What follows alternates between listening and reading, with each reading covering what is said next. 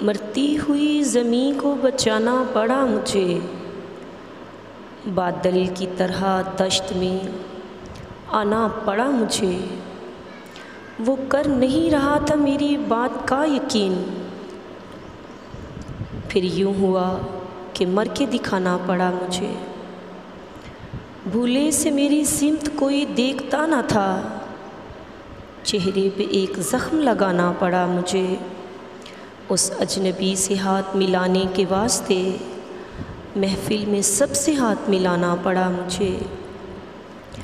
यादें थी दफन ऐसे के बादस फ़रोख्त भी, उस घर की देखभाल को जाना पड़ा मुझे। उस बेवफ़ा की याद दिलाता था बार बार, कल आईने पे हाथ उठाना पड़ा मुझे। ऐसे बिछड़ के उसने तो मर जाना था हसन, उसकी नज़र में ख़ुद को गिराना पड़ा मुझे।